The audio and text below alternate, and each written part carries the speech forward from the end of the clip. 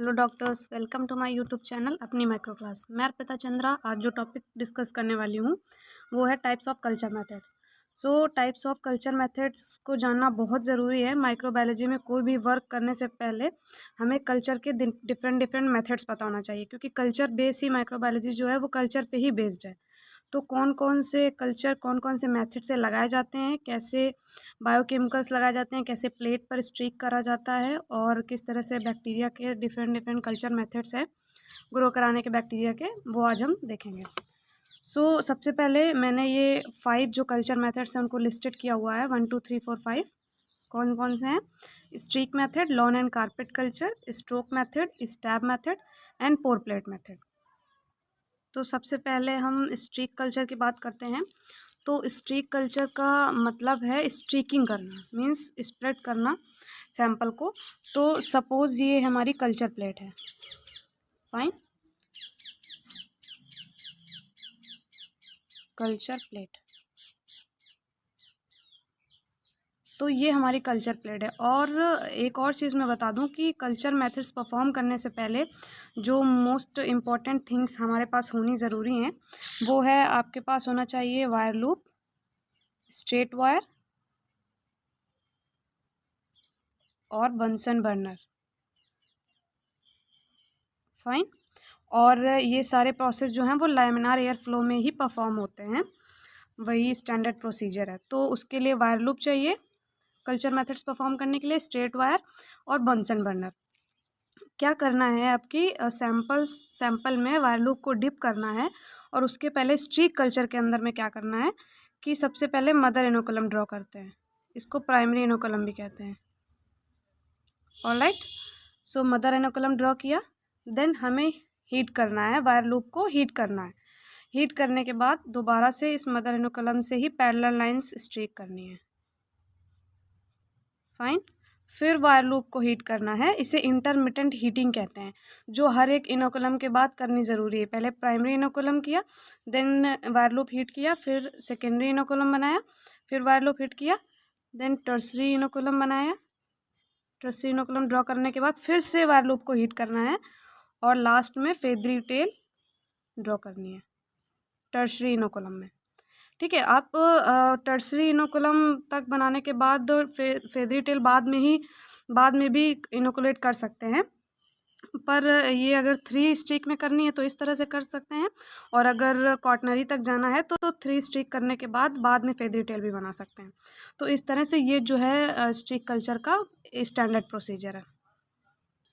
और हाँ, ये वायर लूप को बार बार हीट क्यों करते हैं? इंटरमिटेंट हीट इसलिए करते हैं ताकि हमें आइसोलेटेड कॉलोनीज मिल सकें। और क्या होता है कि यहाँ पर जब सैंपल्स का हाई इनोकुलम रहता है तो कंटामिनेंट्स के चांसेस भी ज़्यादा रहते हैं।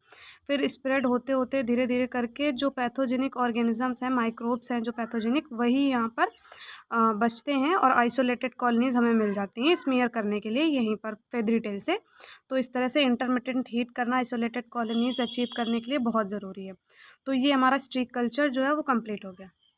देन हमारा सेकेंड मेथड है लॉन एंड कारपेट कल्चर।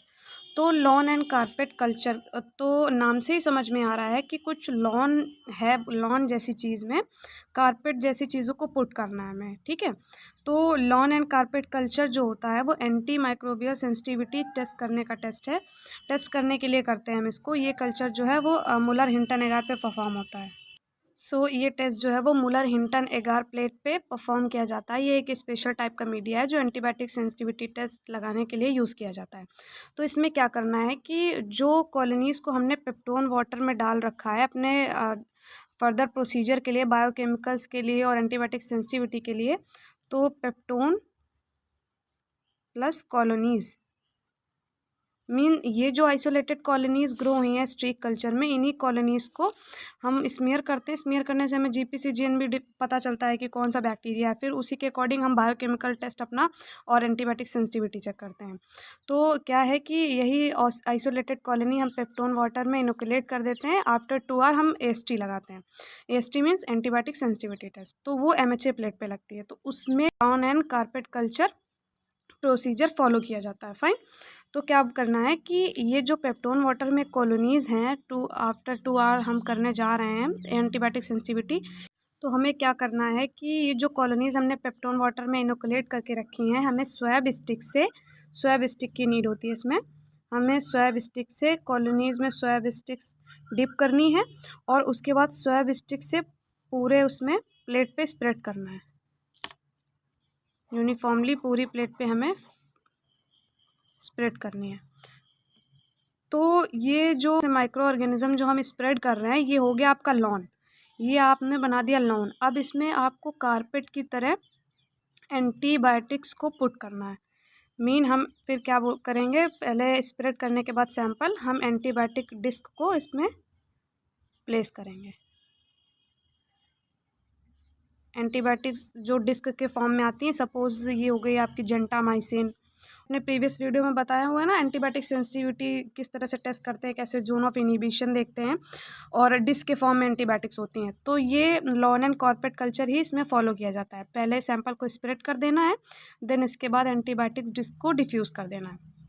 तो नेक्स्ट डे हमें डिफ्यूज़न जो है वो देखने को मिल जाता है। तो ये हो गया stick culture and the second one is lawn and carpet culture. और थर्ड मेथड अब कौन सा है आपका, स्ट्रोक मेथड। तो हमारा थर्ड मेथड कौन सा है, स्ट्रोक मेथड। स्ट्रोक मेथड में क्या करना है कि जो ऑल बायोकेमिकल्स लगते हैं बैक्टीरिया को आइडेंटिफाई करने के लिए सॉलिड फॉर्म में जो होते हैं, उनमें स्ट्रोक मेथड ही फॉलो होता है। ठीक है, तो ये है बायोकेमिकल का स्लैंट। फाइन, ये एक बायोकेमिकल टेस्ट है। सपोज सिट्रेट है या यूरिएज टेस्ट है, तो उसमें जो ये सिट्रेट मीडियम है वो स्लैंट में इस तरह से सॉलिड हो रखा है। तो क्या करना है कि वायर लूप में हमें कॉलोनीज़ लेनी है पेप्टोन वाटर में जो ऑलरेडी इनोकुलेट हो गई हैं। उसके बाद सैंपल को हम इसमें इस तरह से नीचे से ऊपर जिगजैग मोशन में स्प्रेड करते हैं। फाइन, ये स्लैंट में इधर से जिगजैग मोशन में नीचे से ऊपर की तरफ स्प्रेड कर देंगे। इसे बोलते हैं स्ट्रोक मेथड। तो हमारे मोस्टली जो सभी बायोकेमिकल्स हैं वो स्ट्रोक मेथड से ही लगाए जाते हैं। तो स्ट्रोक मेथड में क्या है, बायोकेमिकल्स ये जितने भी मेथड है ना, ये रेगुलर फॉर्म में लैब में परफॉर्म होते हैं। यही बेसिक्स हैं बैक्टीरिया को आइडेंटिफाई करने में, ये बहुत यूज़फुल हैं, इन सब का ही यूज़ किया जाता है। देन हमने देख लिया स्ट्रोक मेथड। अब next one is stab method. So stab method में क्या है कि स्टैब मेथड में आपको ये याद रखना है कि stab method semi solid medium पे ही परफॉर्म होता है। तो सेमी सॉलिड मीडियम हमारे कौन कौन से हैं, दो एग्जांपल देती हूँ मैं आपको। एक मैनिटॉल मोटिलिटी टेस्टिंग का जो मीडियम है वो सेमी सॉलिड होता है, और एक brain heart infusion broth BHI media जो है वो सेमी सॉलिड होता है। तो ये क्या है, मीडिया है हमारा जो सेमी सॉलिड है। फिर स्टैब मेथड में हम यूज़ करते हैं स्ट्रेट वायर। फाइन, ये हमारा स्ट्रेट वायर है। इसको सैंपल में डिप करना है, सैंपल लेकर के, और सीधे बॉटम तक इनोकुलेट कर देना है। सीधे बॉटम तक स्ट्रेट वायर को लेकर जाना है और वापस उसी तरह से लेकर आना है। बस यही करते हैं स्टैब मेथड में। आपका जो मीडियम रहेगा वो सेमी सॉलिड रहेगा। स्ट्रेट वायर आपको डिप करना है बॉटम तक और सीधे लेकर वापस आ जाना है। तो नेक्स्ट डे जो है वो मोटिलिटी दिख जाती है उसमें, फर्मेंट मोटिलिटी दोनों देख लेते हैं हम, और BHI में हम स्टॉक करते हैं। तो ये दोनों मीडिया जो हैं वो स्टैब मेथड से ही इनोकुलेट करे जाते हैं। अब हमारा नेक्स्ट मेथड कौन सा है, पोर प्लेट मेथड। सो पोर प्लेट मेथड जो है वो माइक्रोबायोलॉजी में यूज़ करते हैं कॉलोनी काउंट के लिए। तो इसमें क्या करना है कि इसमें होती हैं आपकी 5 to 6 ट्यूब्स होती हैं, ये ट्यूब्स हैं, और उनमें 9 ml मोल्टेन न्यूट्रिएंट अगार लेते हैं प्लस 1 ml कॉलोनीज़ का सस्पेंशन लेते हैं। कॉलोनीज़ का सस्पेंशन वो पेप्टोन वाटर में भी हो सकता है, नॉर्मल सेलाइन में भी हो सकता है। तो 9 ml मोल्टेन न्यूट्रिएंट अगार लेना है और 1 ml कॉलोनी लेनी है, कॉलोनीज़ का सस्पेंशन लेना है फर्स्ट ट्यूब में। फिर हम इसमें सीरियल डाइल्यूशन फॉलो करते हैं, जैसे कि विडाल टेस्ट में करते हैं, बिल्कुल उसी तरह से हम इसमें सीरियल डाइल्यूशन फॉलो करते हैं। क्या करना है, फर्स्ट ट्यूब में जो हमने न्यूट्रिएंट अगार और 1 ml कॉलोनी सस्पेंशन लिया है उससे 1 ml सेकेंड ट्यूब में ट्रांसफ़र कर देंगे, देन 1 ml थर्ड ट्यूब में, देन फोर्थ ट्यूब में और फिफ्थ ट्यूब में। इस तरह से 1 ml 1 ml ट्रांसफ़र कर देते हैं। देन 1 ml ट्रांसफ़र करने के बाद हम इस वार्म न्यूट्रिएंट एगार को प्लेट पे पोर करते हैं। प्लेट पे पोर करने के बाद 24 आवर्स के लिए इनक्यूबेट करते हैं। नेक्स्ट डे हम देखेंगे कि किस तरह से कॉलोनीज शो हो रही हैं। तो जब 1 ml कॉलोनीज़ का सस्पेंशन लिया था तो फर्स्ट ट्यूब में 1 ml था, देन उससे किया गया तो 1/2 ml ऐसे करके। तो कॉलोनीज़ की जो कॉन्सेंट्रेशन है, बैक्टीरिया की जो कॉन्सेंट्रेशन है वो इधर के ट्यूब्स में ज़्यादा है, फिर सस्पेंशन करते करते यहाँ पे जो है कम हो गई है। तो देखिए यहाँ पर मल्टीपल कॉलोनी शो हो रही हैं, बैक्टीरिया का जो पैथोजेनिक ऑर्गेनिज्म का काउंट है वो ज़्यादा है, और यहाँ डाइल्यूशन जैसे जैसे आगे बढ़ता गया कॉलोनीज काउंट कम हो गया। तो इस तरह से किसी पर्टिकुलर सस्पेंशन में कॉलोनी कितना पैथोजेनिक ऑर्गेनिज्म है, कॉलोनीज काउंट कितना आ रहा है, ये देखने के लिए हम पोर प्लेट मेथड फॉलो करते हैं। तो इस तरह से मैंने 5 मेथड पूरे कवर कर दिए हैं। फर्स्ट मेथड है आपका streak culture, then second one is lawn and carpet culture जो एंटीबायोटिक सेंसिटिविटी टेस्ट में यूज़ होता है। Then third one is stroke culture जिससे हमारे बायोकेमिकल्स लगते हैं। एंड फोर्थ नंबर में स्टैब मेथड जिससे सेमी सॉलिड मीडिया परफॉर्म होता है, BHI mannitol. And fifth one is pour plate method जो कॉलोनी काउंट के लिए करते हैं। फाइन, आई होप आपको समझ आया होगा। तो ये सारे कल्चर मेथड्स मैंने कवर कर दिए हैं।